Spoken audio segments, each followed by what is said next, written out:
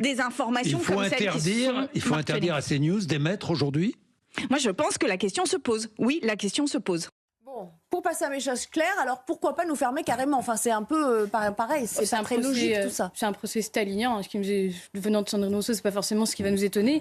En revanche, moi je l'ai entendu aussi dire, je ne regarde pas CNews parce qu'on dit sur CNews que les femmes se font violer par des étrangers. Alors c'est un petit peu mon sujet, donc j'imagine que je suis entre autres parmi d'autres invités visés par cette accusation, sauf que, c'est pas CNews qui le dit, c'est le ministère de l'Intérieur.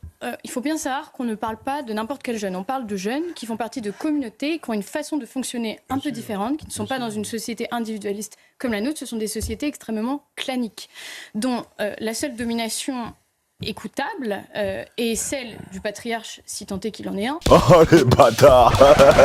Joker fort, je me casse. Celle de leur mère. On a remarqué, et tout un tas de pédopsychiatres ont énormément étudié la question, ils se rendent compte que ces jeunes, quand on les arrête, ils ne regrettent pas leur acte. Ils n'ont même pas conscience vraiment de la violence et de la peine ou de ce qu'ils ont pu faire, ou même des problèmes de santé que ça peut engendrer.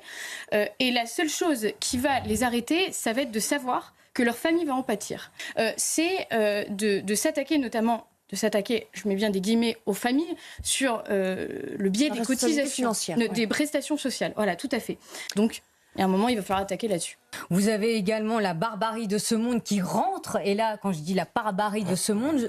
Et que si on commence à les forcer, ou du moins même à leur demander de parler de ça, de se positionner, ils ne seront pas du bon côté, ils le savent très bien. Je vais vous dire, là où ils se trompent, c'est que les premières victimes de l'insécurité, c'est les habitants de certains quartiers. On en parlait tout à l'heure concernant la Courneuve, c'est bien réel. Mais en fait, ce qu'ils ne veulent pas, c'est aborder ces questions-là. L'affaire Lola, ils ne l'ont pas traitée. Les viols du Hamas, ils ne les ont pas traités. La question des OQTF, ils ne la traitent pas. Parce qu'ils ne veulent pas la traiter, parce que cela va contre leur agenda. Et le ministère de l'Intérieur, comme absolument personne ne le dit, ne dit pas que c'est que les étrangers sont les uniques personnes responsables de viols en France. Ils parlent de proportion. Ils disent qu'il y a une surreprésentation, chose qui est prouvée par nos services de police notamment. Si Sandrine Rousseau veut empêcher ces femmes-là d'exister et ne servir que son propre électorat, qu'elle dise tout de suite, mais qu'elle arrête de nous dire qu'elle est féministe. Première chose.